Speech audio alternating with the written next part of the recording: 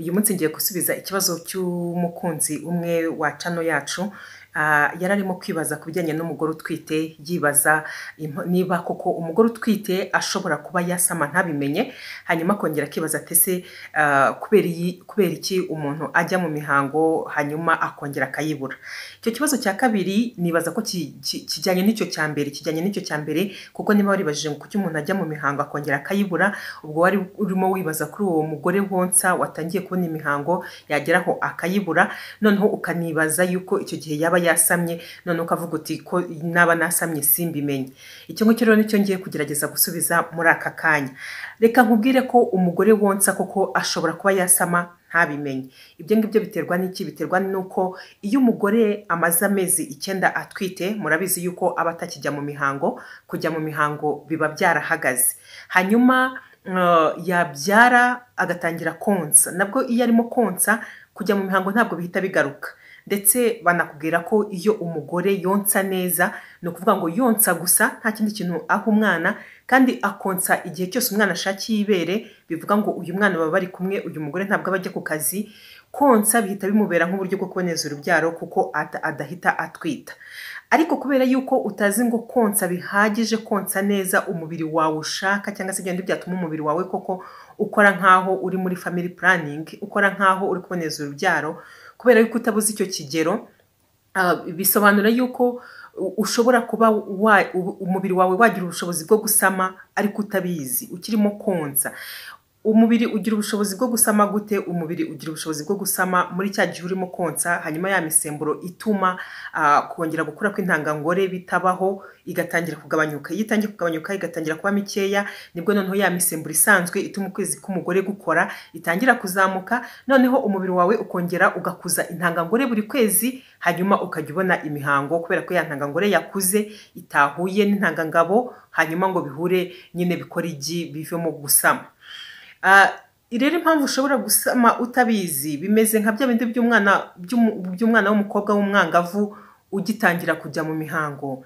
Ni ukubera yuko ya ntangangore ya mbere yakuze, noneho igakura, akaba ariyo izatanga imihango, cyangwa se ibyatumye ikura n'ibiyirera byose bivamo imihango mu gihe hatabayeho gusama. Iyi ntangangore iyo ihise ihura n'intangangabo hanyuma hakabaho gusama, birumvikana ntabwo wamenya yuko wasamye, kuko n'ubundi wari utarabona imihango. Ubu utarabona imihango, hanyuma ya ntangangore yari kuze bwa mbere, yari gutanga imihango, igatuma uhita usama, kubera yuko wakoze imibonano mpuzabitsina igahita ifatana n'intangangabo, bigahita bikora igi rizavamo umwana. Iyo uhise usama rero, ntugire bya bimenyetso byo gusama, bya bindi byo kuruka, byo kugira iseseme, byo kumva umunaniro, byo kumva iki, bya bindi byose hari igihe biza bitinze cyangwa se ntibinazi. Hari umugore utwita ibyo bimenyetso ntanabibone. Icyo gihe rero ushobora kutamenya yuko wasamye. Niyo mpamvu ishobora gutuma utamenya ko wasamye, no kubera yuko byagi ryakuze rya mbere, hanyuma utarabona yuko wakuriye umwana ngo ubone ko watangiye gusubira mu mihango ku buryo busanzwe, ugahita usama. Niyo mpamvu abagore benshi batanguranwa bakajya muri family planning, cyangwa se bakajya mu buryo bwo kuboneza urubyaro batarabona imihango ya mbere, kugira ngo birinde yuko bazatungurwa nuko aho kugira ngo babone imihango ya mbere ahubwo bahise basama. No kuvuga ngo aho kugira ngo bakurire umwana, mu Kinyarwanda niko tubyita. Ni nabyo rero nkunda kubwira abakobwa b'abangavu bakiri bato. Hari abangavu bavuga ngo bagiye gukora imibonano mpuzabitsina kuko batarabona imihango na rimwe, ngo ngiye gukora imibonano mpuzabitsina nta kibazo sinasama.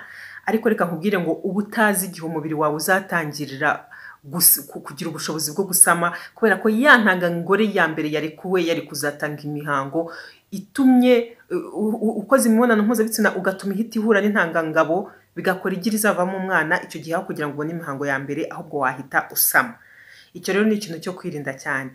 Hanyuma kuvuga ngo imihango iraza ikongera igasubirayo, ubwo nahise mbyumva kuri wa mugore wonsa. Uyu mugore wonsa cyangwa se uyu mugore wamaze kubyara, ubundi bameze neza nka wa mwari nyine, nka wa mwangavu.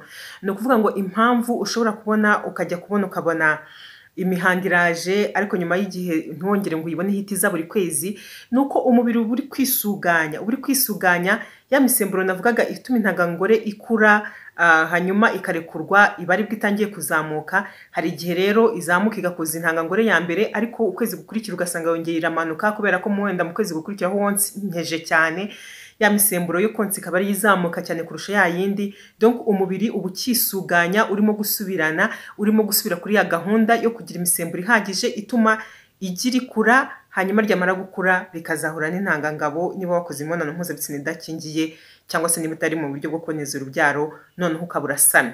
Nuko nguko rero biba bimeze. Ntabwo ari ukuvuga ngo iyo umuntu amaze gukurira umwana cyangwa se iyo abonye imihango ya mbere inyuma y'uko yari yarabyaye arimo konsa, ntabwo bisobanura ko byanze bikunze ihita isubira kuri gahunda, kuko niyo ushaka gukoresha uburyo bwo kubara uba ugomba kumara nibura amezi 6 ureba yuko imihango nyine iza buri kwezi, wandika iyo tariki imihango iziye kugira ngo narebe niba ukwezi kwawe kuri bwongere kukangana nk'uko kwanganaga mbere utaratwita, cyangwa se niba noneho ukwezi kwawe kwarahindutse, kubera ko nyine navuga ngo biba byariduruvanganyije mu mubiri. Ntabwo biba bikimeze nka mbere, biba birimo kwisuganya, bimeze nk'ibirimo gutangira bundi bushya. Reka nizere ko igisubizo cyawe ukibonye.